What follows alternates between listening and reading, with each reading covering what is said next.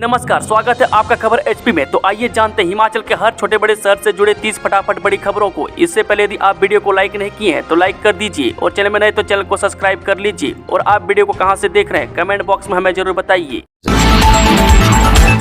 सुक्खू सरकार इन 2 जिलों में लगाएगी सोलर पावर के 7 प्रोजेक्ट। जी हिमाचल प्रदेश में सुक्खू सरकार आने वाले दिनों में सोलर पावर के 7 प्रोजेक्ट लगाएगी। में एक साथ इन परियोजनाओं को लगाने की प्रक्रिया शुरू हो गई है। बता दें कि सरकार की निर्माण एजेंसी पावर कॉर्पोरेशन के माध्यम से ये परियोजनाएं लगाई जाएंगी। हमीरपुर के मुख्य बाजार में 31 अक्टूबर तक पूर्ण रूप से बंद रहेगी वाहनों की आवाजाही। जी हां, धनतेरस एवं दिवाली के पर्व के मद्देनजर हमीरपुर के मुख्य बाजार में लोगों की भारी भीड़ को देखते हुए तथा किसी भी तरह की दुर्घटना को रोकने के लिए सोहारू कॉम्प्लेक्स एवं गांधी चौक से लेकर सब्जी मंडी तक की सड़क पर 29 से 31 अक्टूबर तक वाहनों की आवाजाही पूर्ण रूप से बंद रहेगी। बता दें कि इस संबंध में मोटर वाहन अधिनियम 1988 की धारा 115 के तहत आदेश जारी करते हुए जिलाधीश अमरजीत सिंह ने बताया कि त्योहारी सीजन में आम लोगों की सुरक्षा एवं सुविधा के मद्देनजर 29 से 31 अक्टूबर तक हमीरपुर के मुख्य बाजार में वाहनों की आवाजाही को पूर्णतः बंद किया गया है। इस सैलानियों को निगम के होटलों में 40% तक का डिस्काउंट। जाने कितने दिन तक मिलेगा ऑफर। जी हाँ, हिमाचल प्रदेश में विंटर सीजन के आगमन के साथ ही सैलानियों की आओभगत की तैयारियां जोरों पर है। वह समर सीजन के बाद होटल कारोबार को पटरी पर लाने के लिए राज्य पर्यटन विकास निगम ने एक शानदार ऑफर पेश किया है। वह काजा के स्पीति, सुंदरनगर के सुकेत और शिमला के बिल्ली पार्क होटल को छोड़कर निगम के सभी होटलों में ठहरने पर पर्यटकों को 10 से 40% तक का डिस्काउंट मिलेगा। यह छूट 1 नवंबर से 20 दिसंबर तक लागू रहेगी। राज्य चयन आयोग ने 4 पोस्ट कोड की लिखित परीक्षाओं के परिणाम किए घोषित। जी हाँ, हिमाचल प्रदेश राज्य चयन आयोग ने 4 अलग अलग पोस्ट कोड की लिखित परीक्षाओं की परिणाम मंगलवार को घोषित कर दिए। में आयोग के सचिव डॉक्टर विक्रम महाजन ने बताया कि लैब असिस्टेंट पोस्ट कोड 961 के एक पद के लिए आयोजित लिखित परीक्षा में 4 उम्मीदवारों को शॉर्टलिस्ट किया गया। में इनकी डॉक्यूमेंट वेरिफिकेशन 18 नवंबर को 10 बजे आयोग के कार्यालय में होगी। डॉक्टर विक्रम महाजन ने बताया कि assistant computer programmer post code 966 के एक पद के लिए हुई लिखित परीक्षा में 5 उम्मीदवार को शॉर्टलिस्ट किया गया। मैं इनकी डॉक्यूमेंट वेरिफिकेशन भी 18 नवंबर को होगी। इस सरकारी भूमि पर अतिक्रमण को लेकर हाईकोर्ट सख्त। जी हिमाचल प्रदेश हाईकोर्ट ने मुख्य सचिव को यह सुनिश्चित करने को कहा है कि राष्ट्रीय व राज्य राजमार्ग के अलावा जिला सड़कों या अन्य स्थानीय सड़कों पर अथवा उसके किनारों के साथ सरकारी भूमि पर कोई अनाधिकृत निर्माण और अतिक्रमण न हो। न्यायाधीश विवेक सिंह ठाकुर व न्यायाधीश राकेश कैंथला की खंडपीठ ने जनहित याचिका का निपटारा करते हुए ये आदेश जारी किए। कोर्ट ने कहा कि बेशक विवादित अतिक्रमण हटा दिए गए, फिर भी सभी संबंधित प्राधिकारियों को आदेश दिए जाते हैं कि राष्ट्रीय राजमार्ग 5 पर और उसके आसपास अतिक्रमण, अनाधिकृत निर्माण या किसी भी प्रकार की बाधा उत्पन्न न हो। बिलासपुर में खुली प्रदेश की पहली डिजिटल लाइब्रेरी, सीएम सुक्खू ने किया उद्घाटन। जी हां, बिलासपुर में राज्य की पहली डिजिटल लाइब्रेरी का मुख्यमंत्री सुखविंदर सिंह सुक्खू ने उद्घाटन किया, जो विभिन्न सुविधाओं से सुसज्जित है। इस लाइब्रेरी में एक साथ 40 व्यक्तियों के बैठने की व्यवस्था की गई है। डिजिटल लाइब्रेरी में विभिन्न प्रकार की लगभग 2500 पुस्तकें उपलब्ध करवाई गई है, जिनमें ऑफलाइन माध्यम से पहली से 12वीं कक्षा तक की एनसीईआरटी और सीबीएसई की पुस्तकें भी शामिल हैं। बता दें कि इसके अतिरिक्त कॉलेज के पाठ्यक्रमों, प्रतियोगी परीक्षाओं और विभिन्न शैक्षिक पुस्तकें डिजिटल लाइब्रेरी में पाठकों के लिए उपलब्ध होंगी। सुखविंदर सिंह सुक्खू ने कहा कि डिजिटल लाइब्रेरी पाठकों को टच स्क्रीन डिवाइस, सर्वर और सोशल मीडिया प्लेटफॉर्म के माध्यम से निःशुल्क पठन सामग्री उपलब्ध करवाएगी।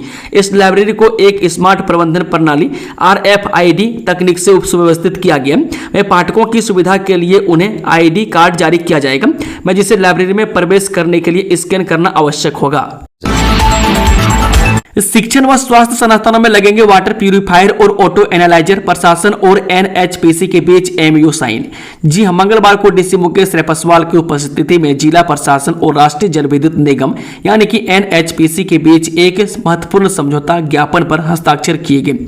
इस समझौता ज्ञापन के तहत जिले के सार्वजनिक स्वास्थ्य संस्थानों, प्रारंभिक और उच्च शिक्षा संस्थानों में 350 वाटर प्यूरिफायर स्थापित किए जाएंगे, जिन पर 52,50,000 रुपये की लागत आएगी। साथ ही उपमंडलीय स्वास्थ्य संस्थानों में बायोकेमिस्ट्री ऑटो एनालाइजर भी लगाए जाएंगे, जिसके लिए 30 लाख रुपए का बजट निर्धारित किया गया है। प्रत्येक विधानसभा क्षेत्र में विकसित होंगे आदर्श स्वास्थ्य संस्थान।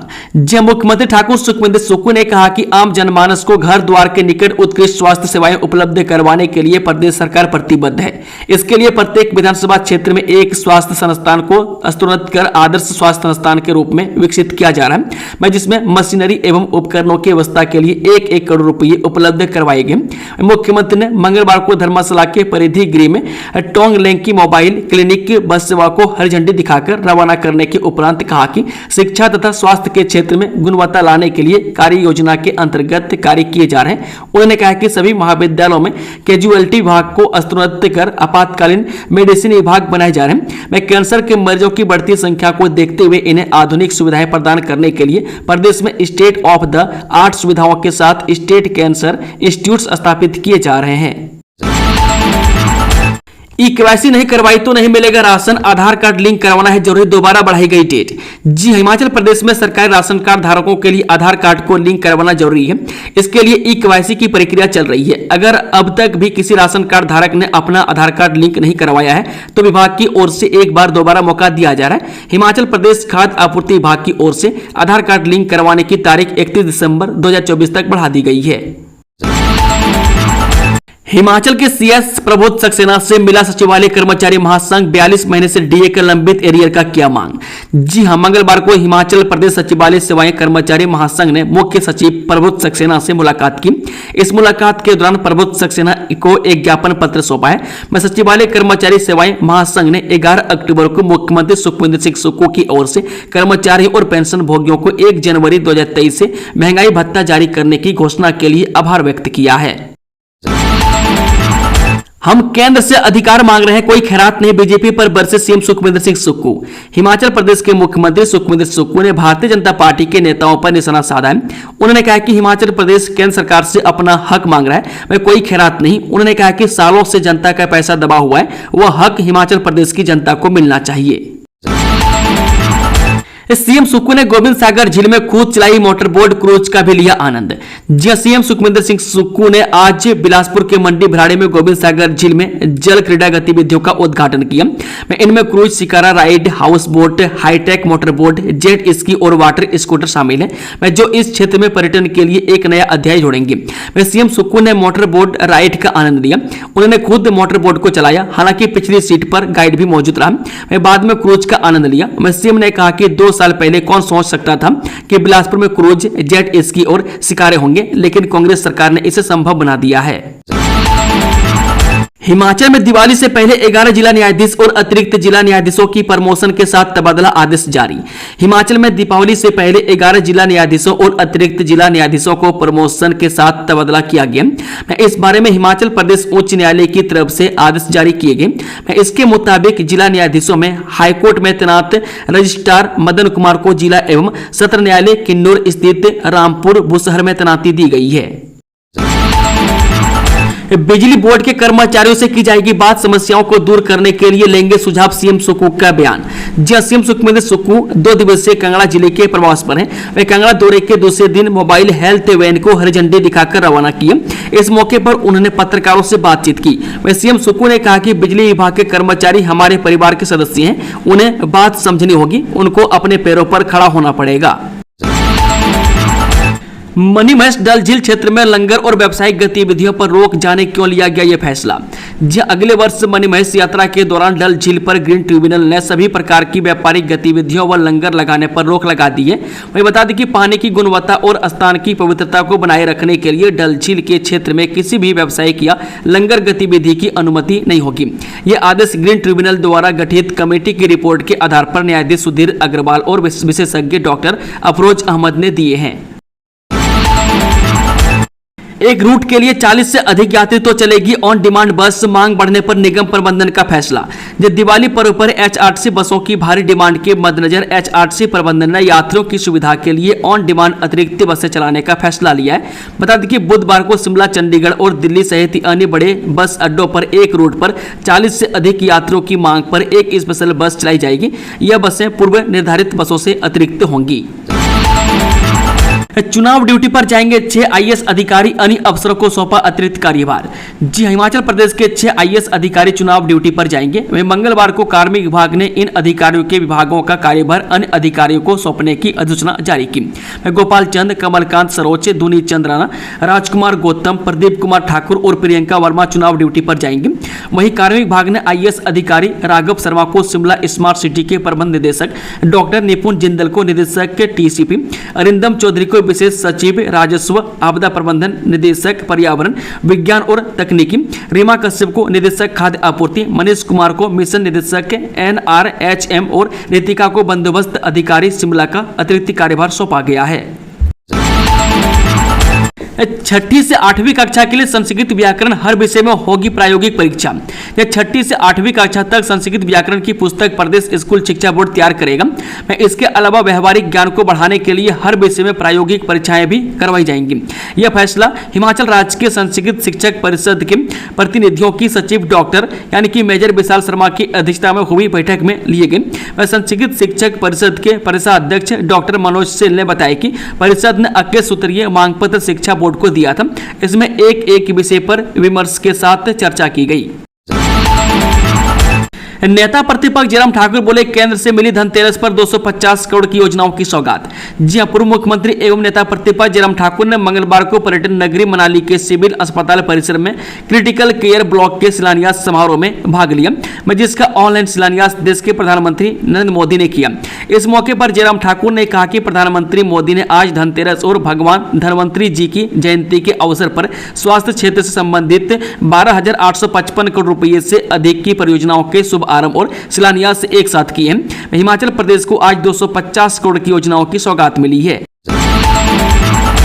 5 साल तक के बच्चों की भी अब घर बैठे होगी ई-केवाईसी PDSHP ऐप पर मिलेगी सुविधा। हिमाचल प्रदेश में अब 5 साल से कम उम्र के बच्चे की भी ऐप के माध्यम से घर बैठे राशन कार्ड की ई-केवाईसी हो जाएगी। बता दें कि ई-केवाईसी PDSHP ऐप के माध्यम से फेस रीडिंग कर होगी। कांगड़ा में खाद्य आपूर्ति विभाग की ओर से ई-केवाईसी और 3 महीने का राशन न मिलने वाले 23,207 राशन कार्ड धारकों के राशन कार्ड ब्लॉक किए और वे उपभोक्ता अब राशन नहीं ले सकते हैं। विभाग के अनुसार राशन कार्डों को अनब्लॉक करवाने के लिए उपभोक्ताओं को राशन कार्ड की ई-केवाईसी करवानी होगी। बागवानी विभाग में 500 कर्मियों की नौकरी पर संकट जाने पूरा मामला। जी हिमाचल बागवानी विभाग में बागवानी विकास परियोजना के तहत कार्यरत 500 से अधिक अधिकारियों और कर्मचारियों का रोजगार छीनने की कगार पर पहुंच गया है। विश्व बैंक की 1134 करोड़ से वित्त पोषित परियोजना 2016 में सूबे के विभिन्न जिलों से सहायक अभियंता, कनिष्ठ अभियंता, ड्राफ्ट्समैन, सर्वेयर, फैसिलिटेटर, तकनीकी फैसिलिटेटर, फार्म प्रबंधक, सहायक फार्म प्रबंधक, प्रबंधन सहायक लेखाकार और अन्य कर्मचारी कार्यरत हैं। इनका करार 31 अक्टूबर को समाप्त हो जाएगा। ऐसे में 500 से अधिक कर्मचारी 8 साल की सेवाओं के बाद बेरोजगार हो जाएंगे। इन कर्मचारियों की नियुक्ति बागवानी विकास सोसाइटी के तहत हुई थी। चंबा और जम्मू कश्मीर सीमा पर 12 साल बाद आईटीबीपी तैनात और मजबूत होगा सुरक्षा पहरा। जी हिमाचल प्रदेश और पड़ोसी राज्य J&K की सीमा पर सुरक्षा पहरा अब और मजबूत होगा। जिला चंबा के सीमांत क्षेत्रों की सुरक्षा चौकियों में 12 वर्ष बाद अब भारतीय तिब्बत सीमा पुलिस यानी कि आईटीबीपी के जवान सरहद की रखवाली के लिए पहुंचे हैं। अब तक 120 के करीब आईटीबीपी जवान पहुंचे हैं, जो हिमाचल प्रदेश पुलिस बटालियन के जवानों संग मोर्चा संभालेंगे। आगामी समय में आईटीबीपी के कमांडेंट समेत अन्य जवानों की भी यहां पर पहुंचने की उम्मीद है। 4 दिसंबर को प्रदेश भर के स्कूलों में होगा नेशनल अचीवमेंट सर्वे। जी हिमाचल प्रदेश में 4 दिसंबर को निजी और सरकारी स्कूलों में परख राष्ट्रीय सर्वेक्षण सर्वे होगा। इसके लिए जिला स्तर पर मास्टर ट्रेनर तैयार कर दिए। इसमें प्रदेश भर के सभी डाइट प्रधानाचार्य और उपनिदेशक गुणवत्ता नियंत्रण को शामिल किया गया। संबंधित मास्टर ट्रेनर के लिए SCERT सोलन में सोमवार को कार्यशाला हुई। इसमें प्रदेश भर से 52 मास्टर ट्रेनर ने भाग लिया। कार्यशाला का शुभारंभ SCERT प्रिंसिपल हेमंत कुमार ने किया।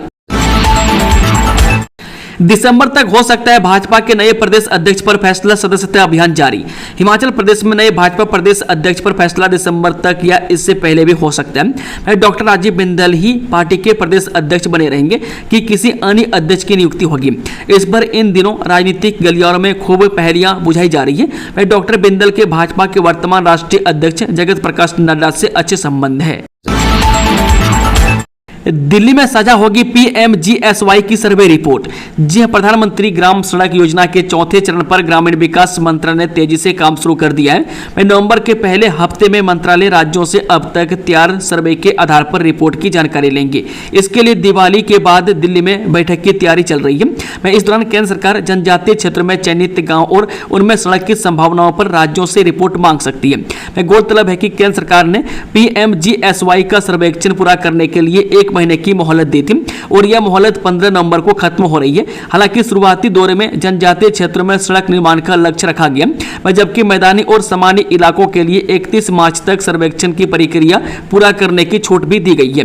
हिमाचल में करीब 700 गांव की पहचान पीडब्ल्यूडी ने की है और अब इन गांवों का सर्वेक्षण विभाग कर रहा है। विभाग ने शुरुआत भरमौर, पांगी, लाहौल स्पीति और किन्नौर से सर्वे की शुरुआत की है और 15 नवंबर तक सर्वे पूरा कर लेने का भरोसा भी केंद्र सरकार को दिया है। अब ऐसे में केंद्रीय ग्रामीण विकास मंत्रालय नए आदेश जारी कर सकता है। पीडब्ल्यूडी इन गांवों की ग्राम सड़क सर्वे ऐप से डिजिटल मैपिंग कर रहा है। हिमाचल के लोगों का है आने वाला वक्त, दिव्य हिमाचल के मंच पर बोले सीएम सुक्खू। जी मुख्यमंत्री सुखविंदर सुक्खू ने जिला कांगड़ा के टंडा में सोमवार शाम दैनिक समाचार पत्र दिव्य हिमाचल द्वारा आयोजित हिमाचल की आवाज कार्यक्रम में कहा कि हिमाचल तीव्र गति से विकास के पथ पर अग्रसर है और भविष्य हिमाचल प्रदेश के लोगों का है। उन्होंने कहा कि पिछले 2 वर्षों के दौरान प्रदेश सरकार ने इन दिशा में बहुआयामी कार्य किए। प्रदेश सरकार समाज के अंतिम व्यक्ति तक विकास के लाभ पहुंचाने के लिए प्रतिबद्धता से कार्य कर रही है और इस दिशा में नीतिगत और ठोस निर्णय लिए जा रहे हैं।